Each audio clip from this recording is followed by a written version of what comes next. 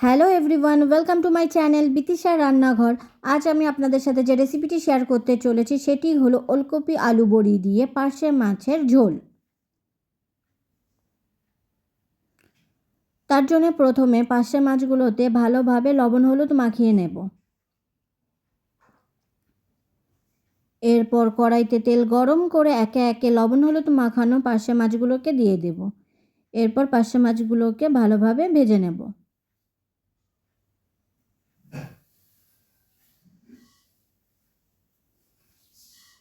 পার্শে মাছগুলো ভালোভাবে ভাজা হয়ে গেছে, পার্শে মাছগুলোকে তুলে নেব।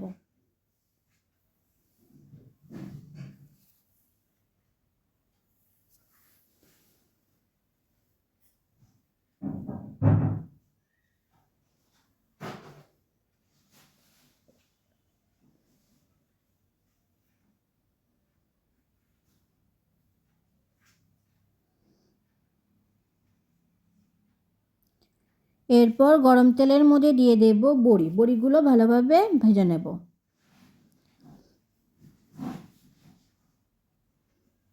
বড়িগুলো লাল লাল করে ভাজা হয়ে গেছে, বড়িগুলোকে তুলে নেব।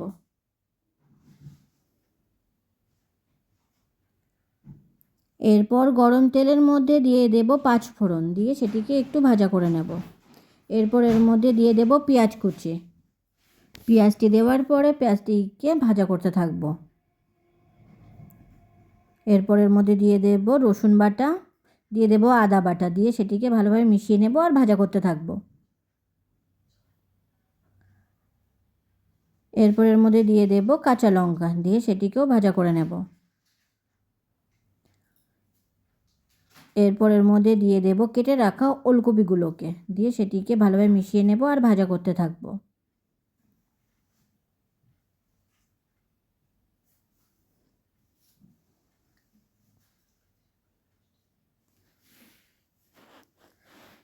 এরপর এর মধ্যে দিয়ে দেব পরিমাণ মতো লবণ আর দিয়ে দেব পরিমাণ মতো হলুদ। লবণ হলুদটা ভালোভাবে ওলকপির সাথে মিশিয়ে নেব আর ভাজা করতে থাকবো।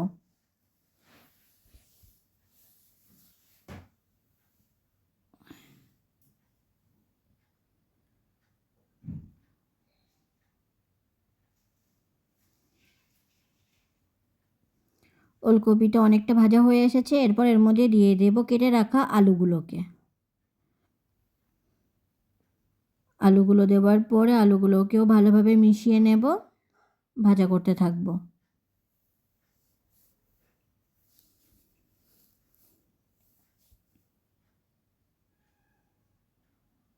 এরপর এর মধ্যে দিয়ে দেব টমেটো কুচি, দেওয়ার পরে টমেটোটাকে ভালোভাবে মিশিয়ে নেব আর ভাজা করতে থাকবো।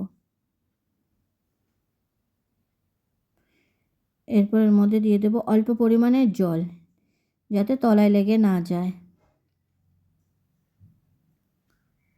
এরপর এর মধ্যে দিয়ে দেব জিরে গুঁড়ো, দিয়ে দেব ধনে গুঁড়ো, দিয়ে দেব গোলমরিচ গুঁড়ো। দেওয়ার পরে সেটিকে ভালোভাবে মিশিয়ে নেব আর কষতে থাকবো।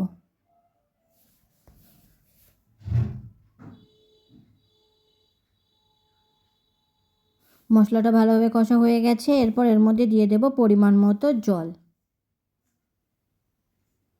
জল দেওয়ার পরে ভালোভাবে নাড়াচাড়া করে নেব আর ফুটতে রেখে দেব।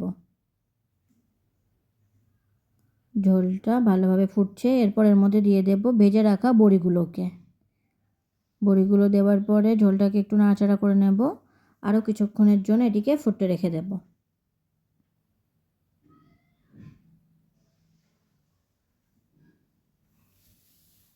ঝোলটা ভালোভাবে ফুটছে, এরপর এর মধ্যে দিয়ে দেব ভেজে রাখা মাছগুলোকে।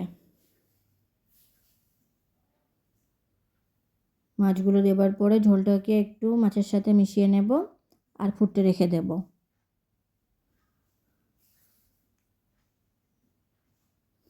ঝোলটা ভালোভাবে ফুটছে।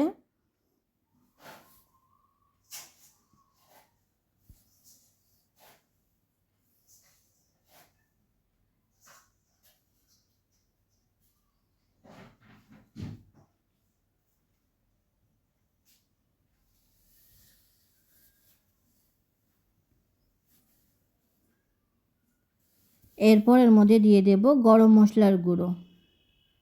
গরম মশলার গুঁড়ো দেবার পরে ঝোলটিকে একটু ভালোভাবে নাড়াচাড়া করে নেব।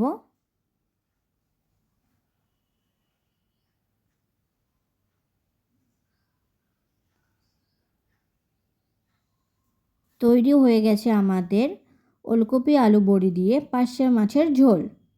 ভিডিওটি কেমন হয়েছে অবশ্যই কমেন্ট করে জানাবেন। আর ভিডিওটি যদি আপনাদের ভালো লেগে থাকে তাহলে অবশ্যই সাবস্ক্রাইব করবেন।